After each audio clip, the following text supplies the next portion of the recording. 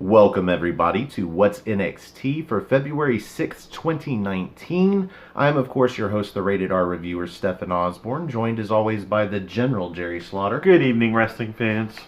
And tonight we had an in-ring promo and four, count them, four full matches.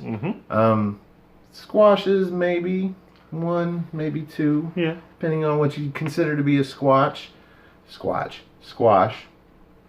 So, time-wise, they really used it wisely. Came in just under an hour, 59 minutes for the show. Yep. What do you think about this show overall? Oh, the overall show for me is actually pretty pleasant. It's like you said, we got plenty of great action out of it. We got a surprise match. One that I thought would be saved for another show, but sure enough, they went right into it. But overall, I was actually pleased with the show. The promos were fantastic. We got a couple of great matches announced for the next 2 weeks. Yeah, the promos were fantastic. The opening of the show with Johnny Gargano and folks, we'll get into that, was fantastic. No fantastic matches, though. Not one of them was great. Most of them were good. It was average. We'll give it that. But we got four of them. Yes. And an in-ring promo, significant spot. And that's what starts off on the show. We've got Johnny Gargano comes to the ring with his newly won North American Championship.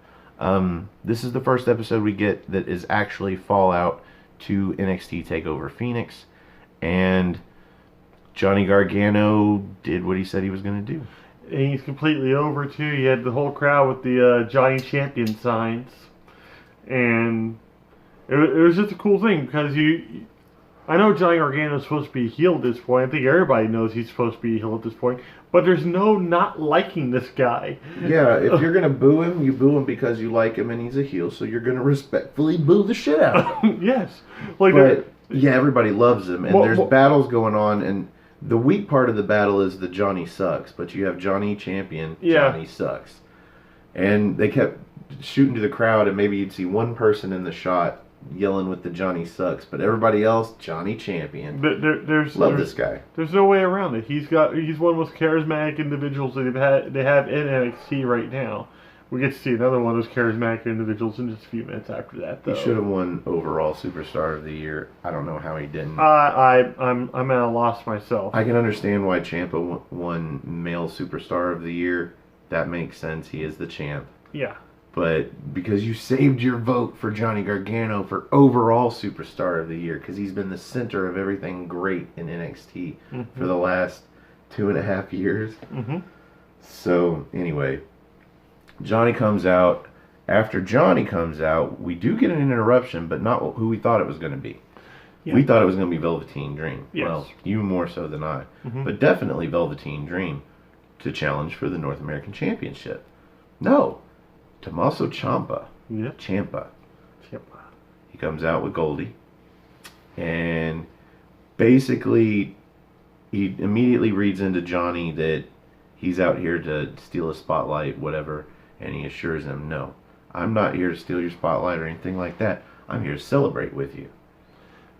He's pretty much telling Gargano he told him so. He got into his head, told him he could become a champion, and he became a champion.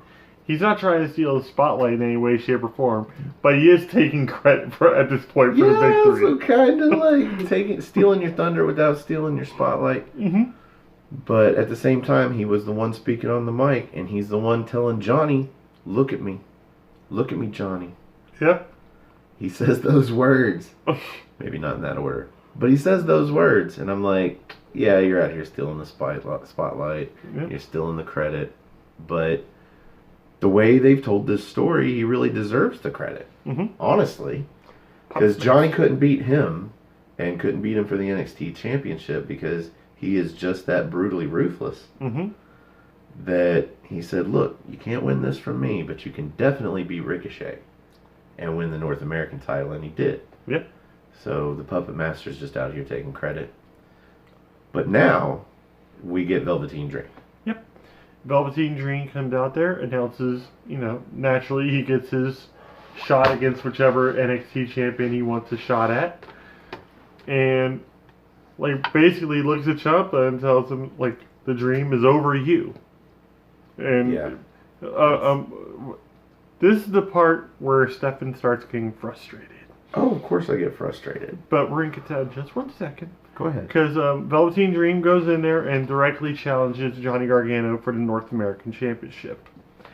Now, the big question here is, why isn't he going for the NXT Championship against Tommaso Ciampa? You've already told me your theory. You go ahead and answer that Yeah. question, and then I will get into my rant of the night. My theory is he's already shown that he cannot beat Ciampa for the NXT belt. And Gargano, I think he's just looking past Gargano at this point. There's not even a competition at this point. They could easily take the belt off him. He's in for a pleasant surprise. But yeah, that's my theory on it. The fact that he knows he's already lost to Ciampa. He's not going to risk doing that again. He'd rather move on to something else, even if it's a lesser title. Even though I'm starting to think the North American title is going to take on as much prestige as the WWE Intercontinental belt after a while because of people that are holding it. So, Okay. Deflate away. As a mini side note, first of all, I did not watch Worlds Collide. Honestly, I'm not even sure that I knew that it was already available to watch, or I probably would have watched it already. It was this past weekend.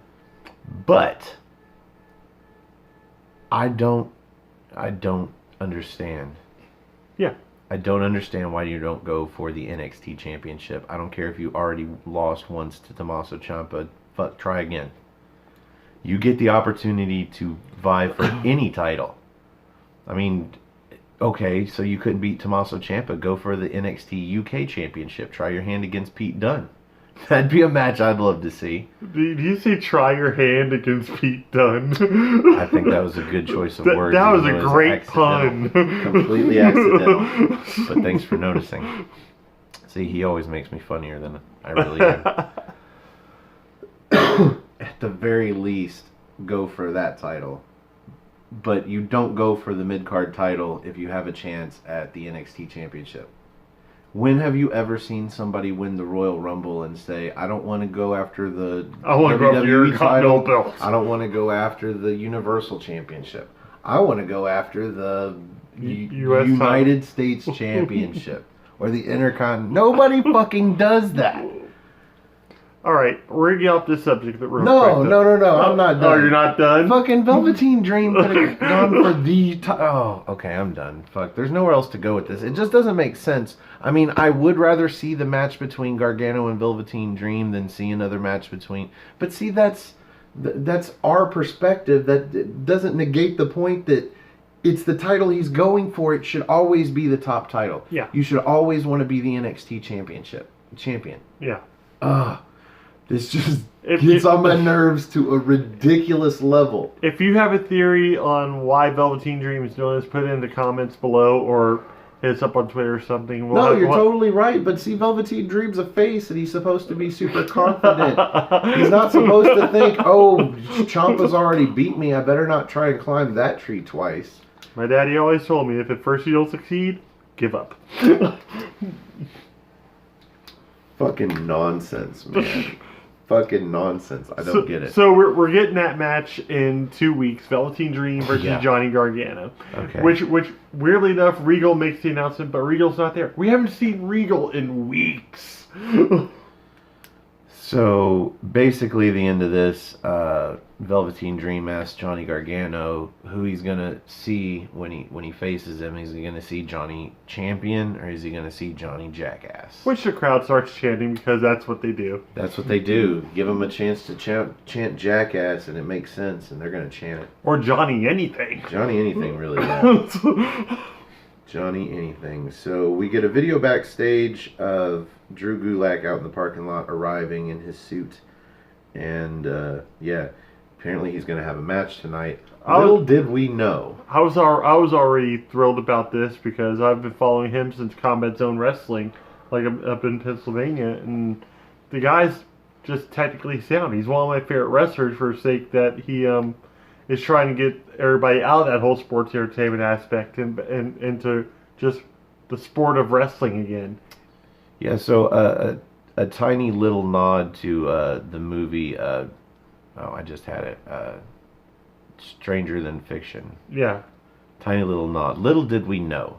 Yeah. Because they said he was going to wrestle tonight, which is like, okay, cool. So we got a 205 live guy coming on to NXT to showcase a wrestler, maybe lose and put somebody over.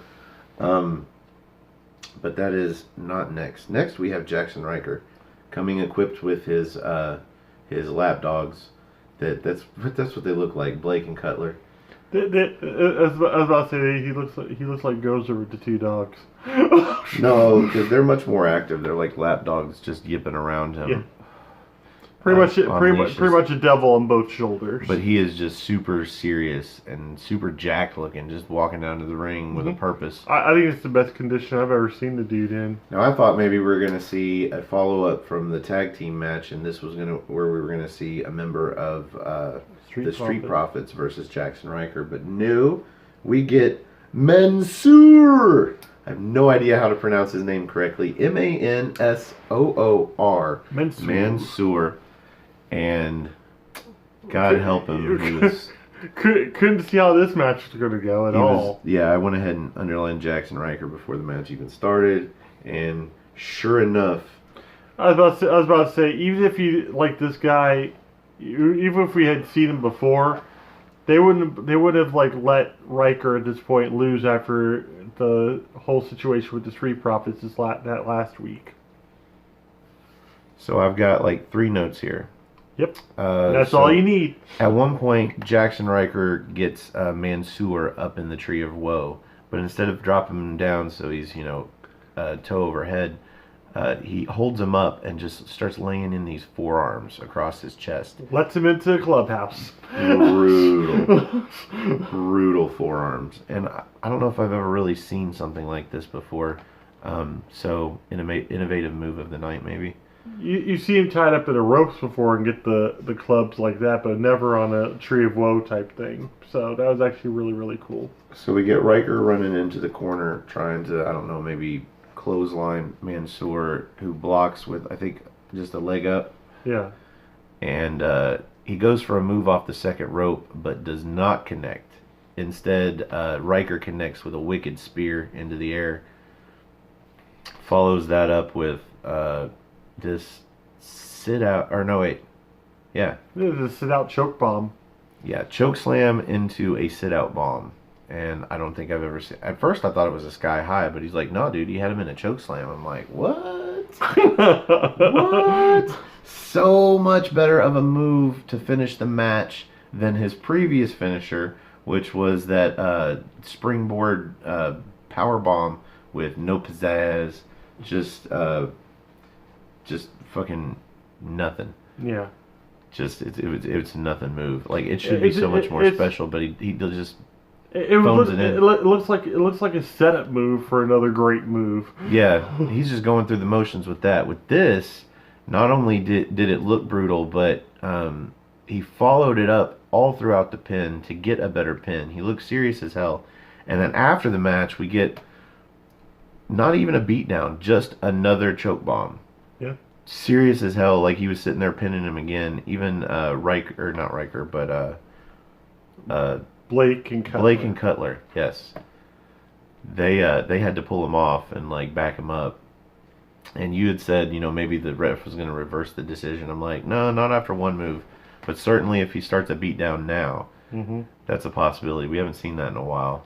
That would be neat. I think that would have sent Riker over the edge even further, and like we would have seen like even more brutality come out. So up next we get Kathy Kelly in the back, basically waiting on Ricochet to get done with a photo shoot to do an interview. You think they'd schedule that better, but instead we have Adam Cole and the Undisputed Era approach her from behind. They look really weird without gold. Yeah, this is true. So Cole basically is admonishing her about wanting to do an interview with Ricochet when she could be doing an interview with Adam Cole, who, like Ricochet, no longer has the the North American Championship. So like, it's just weird how his ego is. My instant response to you a second during this whole interview was, what is the obsession with the North American title here? Well, I mean, I get it if you can't go for the NXT championship. Obviously, any gold's better than no gold. Form a tag team, see if you can beat the War Raiders. Yeah, something. But I don't think Cole's even made a run at Ciampa yet. But Velveteen Dream had a choice. Yes. He had a choice of like 3 titles. Oh, we're back to this. 2 of them are world championships. You've got the NXT UK championship, and you've got the NXT championship. Yeah. And he goes for choice number 3, which is the only mid-card title between both brands. Yeah. So, he could have gone for the Cruiserweight championship. Is that a mid-card title, or is that the world title of that brand? I think he may be over the weight limit, though. Oh, probably is. Because you gotta be, I think it's 205 and under. Simple as that. Oh, quoting Noah. Noah Foster, everybody. He has content out there. You should look it up. NoDQ.com/Noah. Noah. Yes. Yes. The Simple Man. The Simple Man. So this is basically just setting up a match between Cole and Ricochet, because Ricochet comes up and he's like, basically says what I did, you used to be the champ till I beat you. Mm-hmm. Not me, Ricochet, of course. And yeah, this is just them getting at each other verbally so that we can set up the match. It's going to be a hell of a match, I'm assuming. Next week. So I don't know if this is going to be like a number 1 contendership match for after Gargano faces Velveteen Dream. It may be impressive enough that Regal will say whoever wins that match would actually get a shot at Ciampa. Yeah, because I like your idea of it being a fatal 4-way of Cole, Ricochet, Aleister Black, and Ciampa for the NXT title. Because while Aleister Black is still in NXT, it gives him a reason to stay in the NXT title picture without it being another one-on-one between him and Ciampa. Yep. Because that's where he really should be. If he decides he wants to go for the North American Championship, I know it's a better looking title if you look at it in the classical sense. I was about to say, it looks like something that a wrestler back in the 70s or 80s would have in their den. So up next, we finally get Drew Gulak versus Eric Bugenhagen. I love Eric Bugenhagen. Bugenhagen.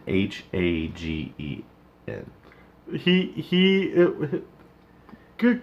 There's not enough stuff to say about this dude. His high-pitched screams all for you need is, he's my new favorite jobber. Yes. He's my new favorite jobber. This guy comes out with a very, who's the wrestler?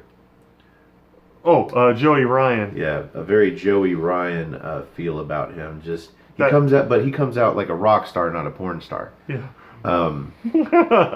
Just screaming this high note and playing air guitar, air drums, air piano on the ropes, or air keyboard. Yep. Throws out his pick to the crowd. They're screaming for encores. We're screaming encore. We're over on this guy with it, but the match isn't even started yet. It wasn't much of a match. It was longer than your typical squash match, and there was a little bit of offense from this. Let's just call him Eric. Yeah. The abdominal stretch air guitar. Oh yes. But this was his downfall. Yeah. He gets Gulak into an ab stretch, and he starts playing air guitar on him. He gets a couple of strums in, and then Gulak gets his arm free and just wicked elbow to the nose. Mm-hmm. And then from there, what's he put on him? The Gulak. Yep. Grapevine Dragon Sleeper, pretty much. Yeah. And he gets the tap. But then he gets on the mic after the win. Mm-hmm. And Gulak does that. He basically, it's a very tired shtick speech, but I'm this guy, I'm of this importance. I come from 205 Live, and and you feed me this the second I come here. Yeah. He calls him like Ben Stiller from Dodgeball. Yeah. So he basically drops an open challenge to somebody to come out there and actually put in an effort against him. And this guy called it like 2.5 seconds before we heard, bro. Matt Riddle. Matt Riddle comes out, as usual, can't talk worth shit. And basically, hell, I'm going to say is he carried him in the promo too, Drew did. He saved it at the end. So, and Riddle kicks off his flip-flops, comes out to the ring. Yeah, he saved the promo at the end by telling him you should kick off your flip-flops and come down here and, make me shut up. Yep. Or make me get out. And he's like, you made the right choice, bro. Kicks off his flip-flops. Bro, you chose wisely. I'm like, that's not what you say. You chose wrong. Yeah, you should have chose the other way. Mm-hmm. But I guess you did not choose wisely, bro. This was a decent match. And one that we didn't think we were going to probably the best match on the show. Yeah. And it was just decent. Yeah. But as you said, Drew Gulak carried Matt Riddle. That's why he was sweating. He had a hell of a sweat going on. Just fucking waterfalls coming down his forehead because he was carrying. Like I think what you said, like the hip toss where Riddle didn't help with it at all. Like it was like all Gulak really. Well, this match made me understand the hype behind Matt Riddle and his submission ability as far as real submissions go. A lot of chain wrestling at the beginning of this one. The problem is Drew Gulak is a submission specialist on a whole different level, like British kind of level, where just like you said, chain wrestling, going from submission to submission in odd manipulative ways. And he was even doing some Pete Dunne shit with the fingers and the wrist. Even before that, we had the double arm bar going, and then with the knee to the back. Oh God! And then once Matt started squirming out of that, that's when he started working with the hands while he's still in that arm bar. It was very this double arm bar was just a bow and arrow, arms behind the back, but straight, and he gets a lock around them. Yeah. Oh. And then because Matt Riddle's in a sort of a sitting position, he doubles him over and almost puts his head to the mat. Yeah. So I guess Matt Riddle's pretty flexible, but God damn, it looks like that was a lot of conditioning involved in that, and it was just brutal to even just be watching. It's like your body's not supposed to bend like that. Well, there was a couple of times that he had him in ground locks that he was doing shit with the wrist. And I'm like, if he was really doing that, Riddle would be tapping out right now. Mm-hmm. Period. And he always manages to get to the ropes. But we had Riddle with a deadlift powerbomb.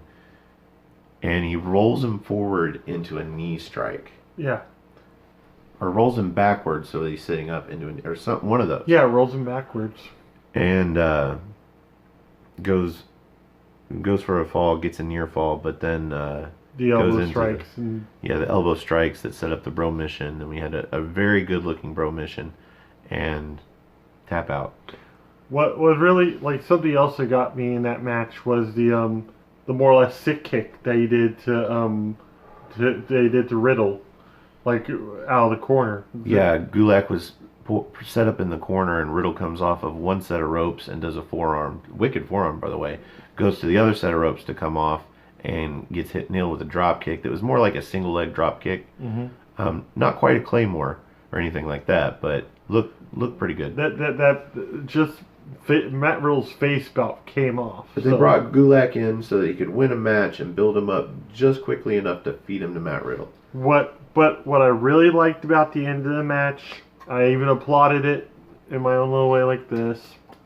Gulak actually shaking Matt Riddle's hand and leaving the ring. Yeah, for a heel, at least I thought he was a heel. Gulak stood up and he did this weird arm shake. He grabs his arm and goes for the shake. Yeah. And then that's what Riddle does, that he grabs his arm and goes for the shake. Yeah, you have to wonder if this means Gulak's even back around and possibly him and Riddle team up. You never know. Out of respect. It'd be a wicked tag team. I don't know if they'd get far. But that would be it'd be a weird dynamic between characters. That's what I think I'd really like about it, though, is the fact that you'd have him being more or less a stoner that's not really taking stuff seriously unless he's in the ring. I would rather have Gulak speak for Matt Riddle. Oh yeah, Gulak would have to do all the talking. So after this, we get the two announcements for future matches. We got next week we've got Ricochet versus Adam Cole. Mm-hmm. in 2 weeks, Gargano versus Dream for the North American Championship. Which one are you actually looking forward to more at this point? Oh, definitely Johnny Gargano versus Velveteen Dream. Yeah. Definitely. I'm not putting anything past Cole and Ricochet. I know they're going to tear the house down. But at the same time, Gargano versus Velveteen Dream. We've already seen Ricochet versus Adam Cole 2 or 3 times, plus the time when Pete Dunne was in it in the triple threat. Like, I'm definitely more looking forward to 2 weeks from now for the North American title. Do you see Velveteen Dream actually walking off with the belt? Fuck no. Not on NXT TV. Not NXT TV and not on Gargano's first defense. I would say fucky finish, if anything.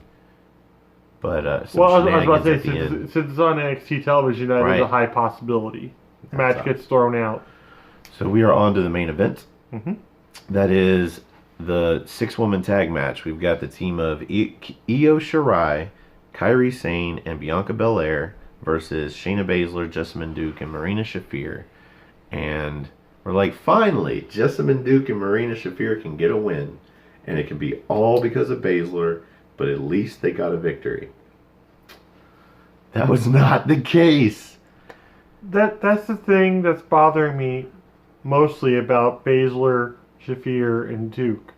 They look like such a formidable faction and such a faction of badasses. But Duke and Shafir are a couple of chumps, man. But they are. They're fucking chumps. I'm not liking this at all. In a purely asexual way, chumps like dude. It's male or female. It doesn't matter. In this case, they are. Oh my god. If you want to call you chumpettes, we can do that. The chumpettes. Baszler the chumpettes. I don't know if they are just that green that they're not allowed to do shit in the ring, but they don't even let them do moves, really. Like, I don't even think I've seen a scoop slam out of either of them. And that is, like, the basic of moves. So something that, like, bothered, I guess you can say, both of us during this match. At one point, Io Shirai just interjects herself in the match with, like, helping Kairi Sane. This is the second time they've done shit like this. And testing the referee's 5 count. That's a whole other heel tactic right there. Like, great, I can see the tag and the 5 count. That's how they were doing it last match. They would have a tag and they would blatantly abuse the referee's slow 5 count for the person that tags out to get out of the ring to do double team moves and shit. In this case, there was no tag at all. Io Shirai just gets in the ring and does double team moves. She pops in like the Street Fighter versus Capcom. and the heels don't even do anything about it. They don't complain or nothing. They don't run in and be like, well, if she can do it, nothing. This is like, that's the thing. We see a lot of tags out of Shafir, Duke, and Baszler in the corner. Is that what faces do in Japan? They do heel stuff? On purpose? I'm guessing so. Because this is heel stuff. Yeah. And Duke Shafir and Shayna Baszler played this entire match by the book. Mm-hmm. Basically, if you short of the the pin breakups. But why wouldn't you do that? That's tag team 101 right there. Right. Even the faces will break up a pinfall attempt if there's somebody that can get in the ring and hit the guy fast enough. Absolutely. But if you dismiss those, then completely by the book. Not even any like tags into double team moves. At one point, Baszler had, I think it was Io Shirai down, probably Kairi Sane, and tags in, I think, Jessamyn Duke, and she just goes for a pin. I'm like, if you were just going to go for a pin... She tagged in Shafir. Okay, well, if you were just going to go for the pin, then Shayna Baszler should have gone for the pin. What the fuck is this? Alright, so let's talk about a couple spots in this match. There were probably only a couple of spots. The big one was Bianca Belair picking up Kairi Sane, gorilla pressing her, more or less. Yeah, so Belair does this double chicken wing face buster to Jessamyn, and then tags in Kairi, and then picks up Kairi in a gorilla press and drops her into a insane elbow. So, wow. And then, the spot where Io gets in the ring, and it's just like, what the fuck is this? Yep. Seriously, like, what the fuck? That's what I have written. Question mark, exclamation point. Sure enough, WTF. God damn, what the fuck? Anyway, So there was this spot where Shayna gets in, and God, I love Shayna Baszler. She was the only bright spot in this match. Yeah. She does this submission hold that was like a single leg Boston Crab, but done like a lion tamer. But at the same time had a heel hook in on the ankle, so it was almost an ankle lock. And at the same time had her foot on her face. And I don't remember whose face it was on, but it was Kairi Sane's. But yeah, and then ends the move by just stomping on her face. Okay. And I think she really did stomp on her face. I have to say this about Baszler and my Samoa Joe stuff that she does.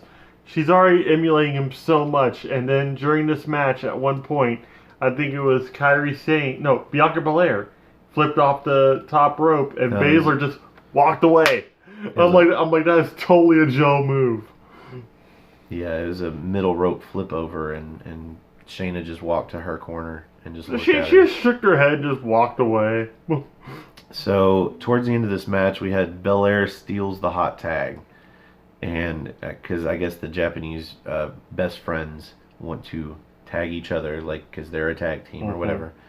But Belair steals the tag, comes in, hits the KOD for a near fall, because this gets broken up. Otherwise, it would have been the pinfall. And then I guess she's going to go for, now that everybody gets cleared out, I think Kairi Sane did some crazy move through the ropes to take out, or over something like that, to take out Duke and Shafir on the outside. So we've got Baszler left in the ring. Io tags herself in, blind tag, although there's nobody that's able to see from the other team anyway. So anyway, she goes to the corner and does that springboard moonsault that really wasn't a springboard. She kind of sprung to the top rope and then held, and then did a moonsault. But Io Shirai pins the NXT Women's Champion. She pinned Shayna Baszler. So that's the story they're telling. They're telling how Io Shirai gets a championship opportunity against Shayna Baszler. And Bianca is not happy about this anyway. No, yeah. She feels like she should have had the win. No, not even that. You just see complete distaste in her, especially during when they're raising each other's arms victory. She doesn't want to do it. And at one point, Kairi Sane starts playing with her ponytail, which I'm thinking now that this match, I think now that her and Baszler are over, Bianca's going to go back to being a heel. Or at least go full-fledged heel. So we'll see her versus Kairi, or not. We'll see her versus Kairi Sane, yes. Mark my words on that. We will see that, and we will see that soon.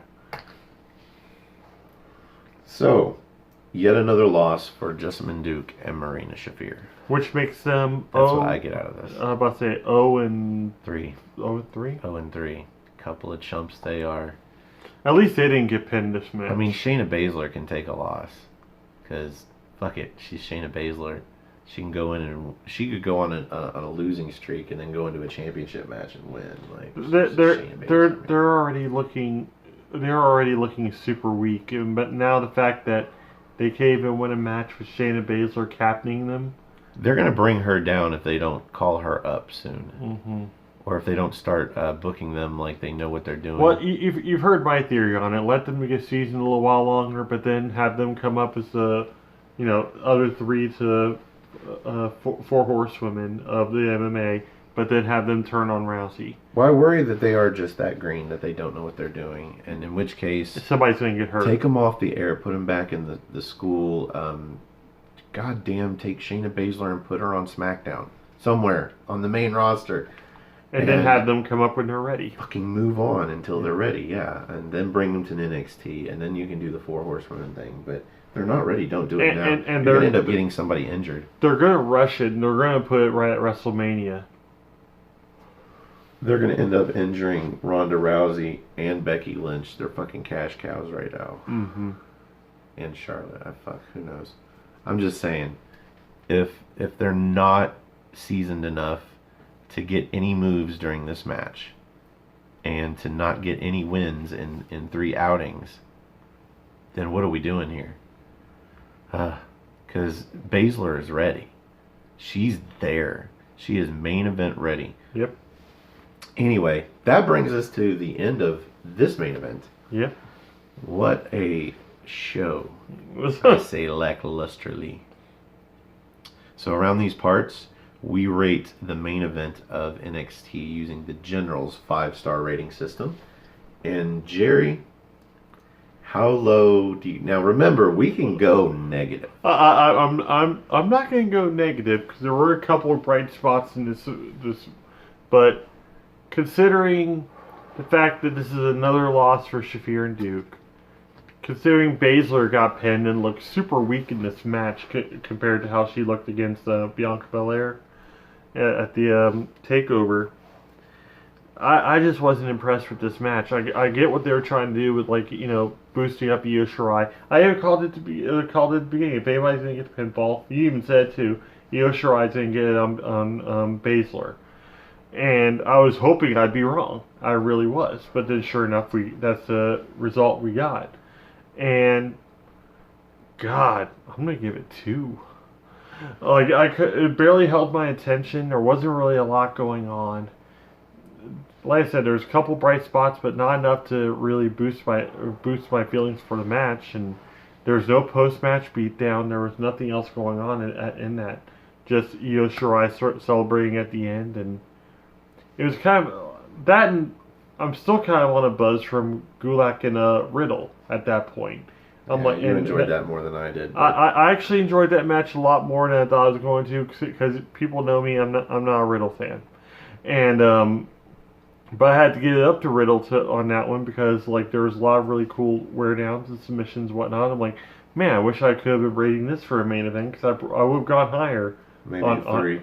I would have gone maybe like 3.25, 3.5 for me. But we're not rating that match. We are rating. Yeah, we're rating this one, and overall the show was great. But at the same time, this main event almost killed it for me. What? I liked Eric. The show was good. The only bright spot for me as far as entertainment value was Eric, whatever the fuck his last name, Bugenhagen. Yes. So, all right, this match in particular was trash. It was garbage. So, as a 6-person tag match, middle of the road at best. It didn't make any sense. You had the faces doing blatant heel shit. Yeah. You had the heels playing by the book.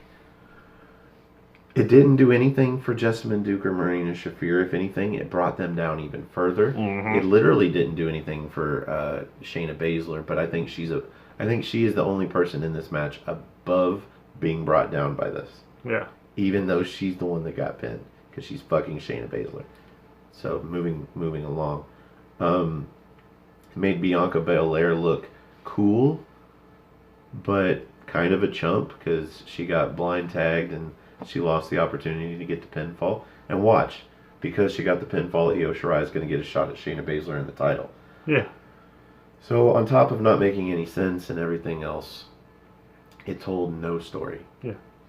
And it had stuff going into the match. Considering this was the 3rd match that had both Jessamine Duke and Marina Shafir and I believe Io Shirai in it. Yep. So there is history there, but the match itself told no story.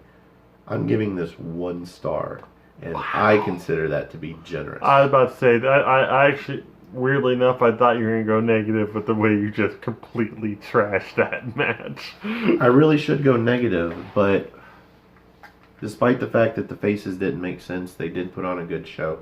And I did like that submission by Baszler. Yeah. That just looked wicked as hell. But Baszler gets it, just her, by herself, gets it 1 star. Yeah. And that is officially the lowest rating. Because there's only really 1 star in that match. I can't even give it a 1/4 star coming off the back of a great show, because to me this show was good, but no better. No better than good. So this was an okay show. Mm-hmm. As I said in the beginning, better than last week, but last week set a very low bar. Yeah. I think the only lower bar that was set was that show that was 2 hours and nothing but... and then Matt Riddle and Cash Soto at the end.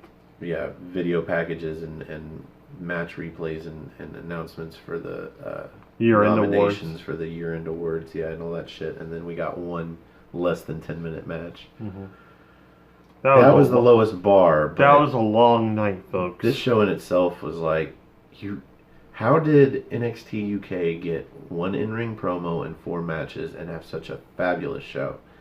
And then NXT uses the same format, one in-ring promo, 4 matches, even though Drew Gulak was part of 2 of those.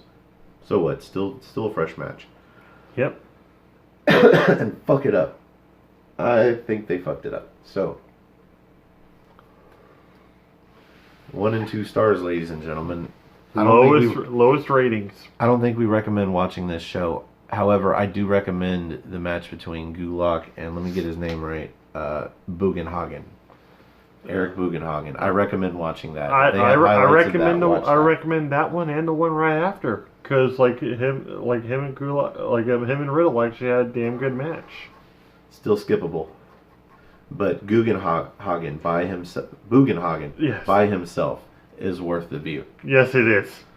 So that's going to wrap up this episode of What's NXT. Tomorrow we will go up with the NXT party, and we should have Cindy G should be up on the big screen reviewing NXT UK episode, I believe, 29 with us. Mm-hmm. We might have somebody else. We haven't confirmed that yet, but there might be 4 of us tomorrow.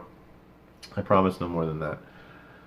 However, if you'd like to be up on the big screen and actually do a review with us, and if you watch NXT UK, that is the one where we have the NXT party, and you can join us. All you got to do is find me on Twitter. Just go to nodq.com/Stefan. That's Stefan.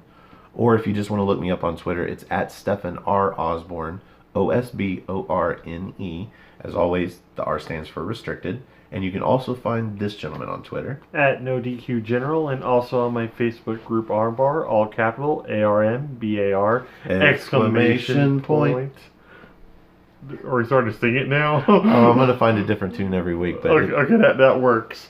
But like Stefan and I are both administrators, plus we have a whole bunch of members in No DQ Galaxy also in it, so go ahead and look us up, and we'll get you in there. And just about everybody on the No DQ NX team. NX team. But also, if you want to be part of the Tea Party, be sure you have Skype. That's a big thing. We got to put you on the screen, so you got to have Skype. Mm-hmm. Also, you kind of got to be awake at the wee hours of a Thursday night / Friday morning. Yes. But we are up to working around schedules. If we got to stay up later, we're up for that. Yeah. There is only so early that we can do it though, because we do work, and we work second shift, so we get off late. Yep. Anyway, so if you'd like to join us, get a hold of one of us over Twitter or Facebook, or if you don't have either, you can leave a comment down below. Let us know how we can get a hold of you. Email works fine. I got Chris Mace on using email, good old-fashioned email. Or if you want to ask us any questions, we can answer them on the show. Just leave them down below. Yep. So if you like this video, click the like button. That's underneath me. If you like all of our videos, you should click the subscribe button. That's underneath Jerry. And if you want to get these videos early and you want to subscribe to our channel, Aftermatch Wrestling, normally if you leave comments, I will comment back at you using Aftermatch Wrestling. You can follow that link, or just search Aftermatch, AFTERMATCH, all one word, and then wrestling. And I guess it pulls up. I get a new subscriber maybe once a week. That's pretty cool. But if we get 100 subscribers... If we get 100 subscribers... You'll start seeing our ugly mugs live. Yeah, we're going to start doing these videos live at 100 subscribers. It's just easier for video editing and shit like that. Mm-hmm. But also, we want to give you guys an opportunity, if you are up at those wee hours of the morning and want to watch us, to ask questions in the video, and then we can answer them at the end of our videos. Mm-hmm. So that is the goal. If you'd like to help us get there, find us on Aftermatch Wrestling. In the meanwhile, for the General, Jerry Slaughter, I am, of course, the Wizard of No DQ, Stefan Osborne, and we will see you guys in NXT time.